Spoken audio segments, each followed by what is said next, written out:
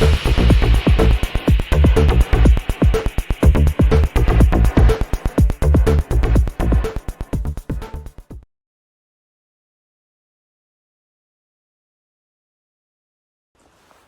there everybody, welcome to another video. On today's video I have this Audi A3. This is a 2012, the 1.2 TFSI, and I'm gonna be changing the spark plugs in this car.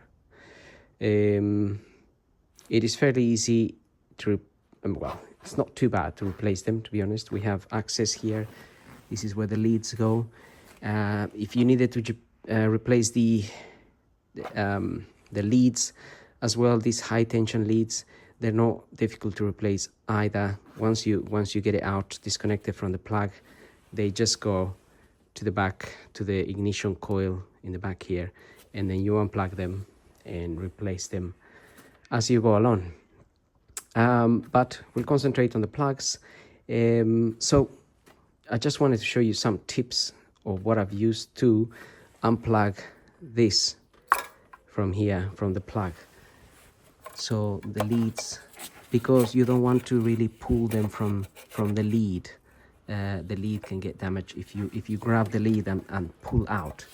You could damage the lead. It can even break there, and then obviously you will have to buy new leads. So if you're only doing the plugs and you want to avoid damage, I used these pair of pliers here, and these leads were really hard to pull out, really hard. So I left this one here in order to show you how I did it and why I used this specific plier here. And if I can just show you here, this plier sort of just nicely goes around there, the tip of that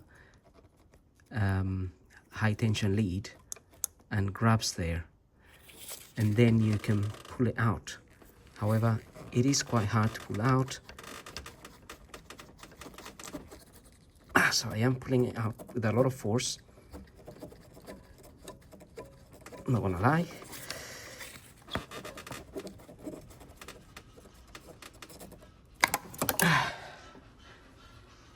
So that's what I wanted to show you.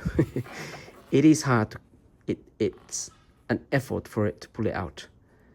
They get really stuck in there, right? So same procedure I used for this one and this one. However, this one is already out, but I could not use that. It wouldn't fit because there is like a little heat shield on the side here. So thinking about how to remove that, I had to use these long nose pliers, but these are the bent type, like this. So I just managed to go in there like so and get it around that little place, the same place that I showed you here. So if I just show you as an example here, I went in there like this around that area there, like this, and pulled it out. It was a little bit awkward because these nose pliers here are a little bit long, so they were getting on the way a little bit, but I managed to pull that out. And so that's what I'm grabbing them from. I'm grabbing them from here. And that's the tip of the day. If you have a better way of removing this, then let me know. I think there is a tool for this, because I have a VW Golf, an old one, sitting at the back, and there was the tool to pull this out was actually sitting on the strut here, and you put it in there, hook it, and pull it out. I'm not sure the same thing exists. However, those were so tight as well, like this, to pull out, that the tool is plastic and it actually broke a little bit.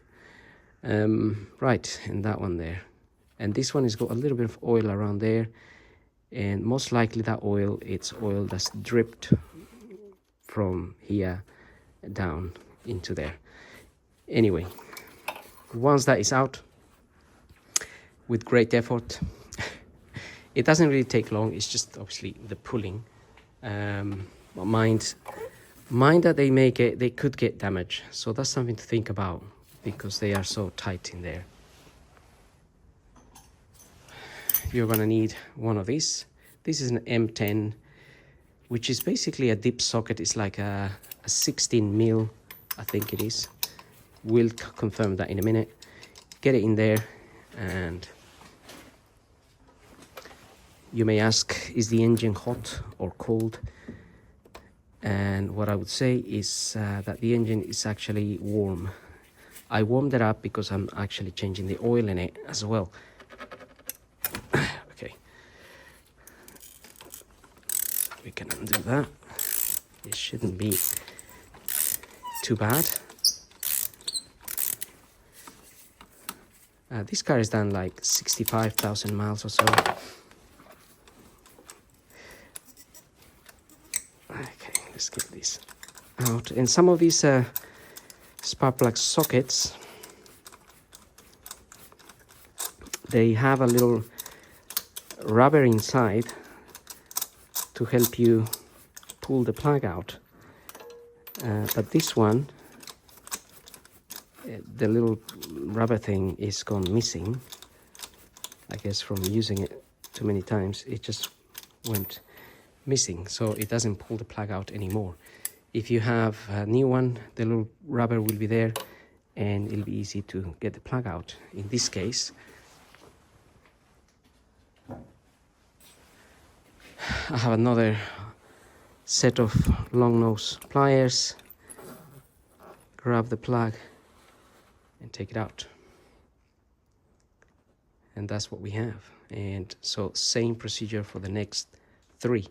Undo them and just take them out, and then we can put our new ones. So let's see what that is. That is a NGK VWAG. So this is a genuine one, really. It looks like it's a platinum plug.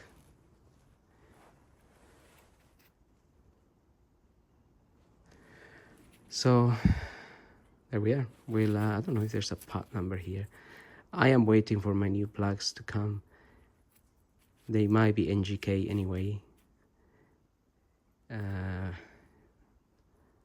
03F905600A R1 Japan NG4. That's what's written here. Right, gotta wait for my plugs. In the meantime, I'm gonna remove the other three, and fitting them back is pretty much the reversal of removal. You just grab them with your nose pliers or your socket. You can plug them into the socket if you have the little rubber. Put it in there by hand, and then torque it to about, 30 Newton meters, or between 25 and 30, depends a little bit. But this is like, I wanted to confirm the size. So this is a 16 mil. Yeah, that there is a 16 mil.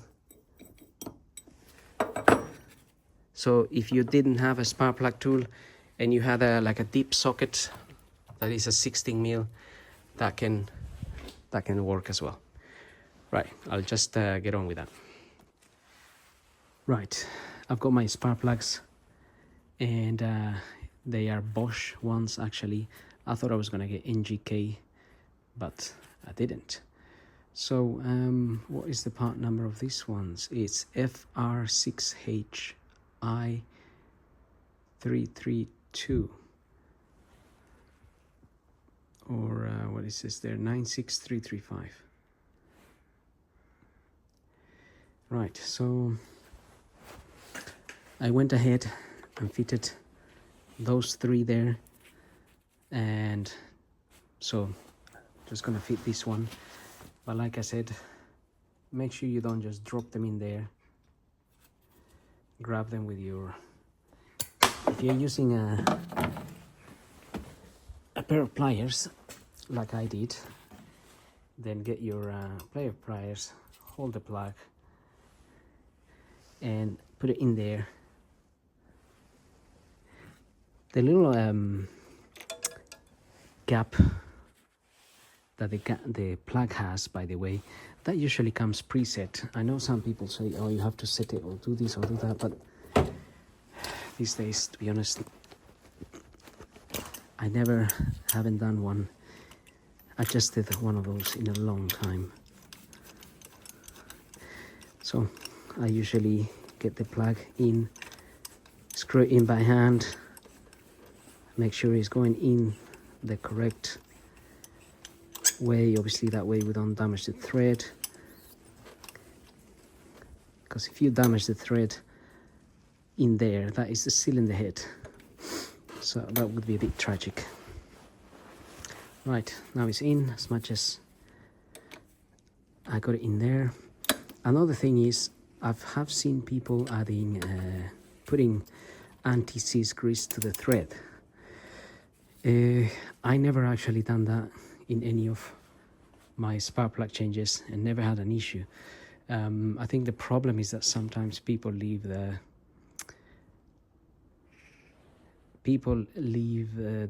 spark plugs there for very, very long time and never change them. And obviously after 150,000 miles you come to try and change in, it's very hard to get them out. So I don't know, it's up to you. You can put anti-seize grease, it's not really an issue. I never used one, but if you keep the maintenance going, then you shouldn't have an issue. Anyway, having said that, I've got my torque wrench here. It's set to 28 Newton meters.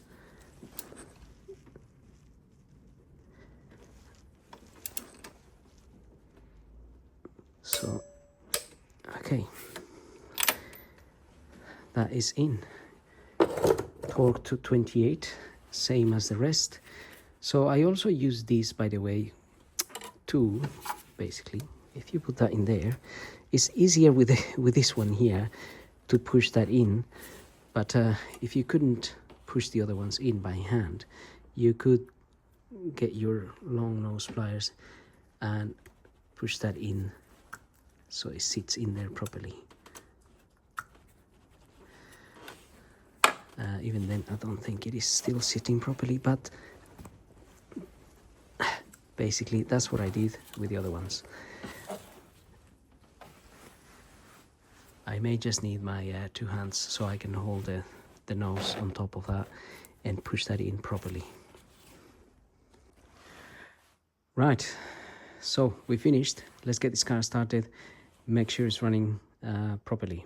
I've also done an oil change in this car and filter, but I already have a video on that, so if you want to look at that, I'm gonna put it on the end of this video so you can. Okay, I think I need to press the brake.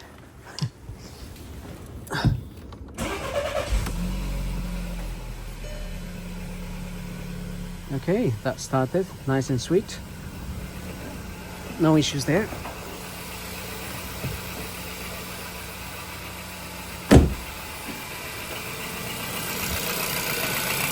So happy days.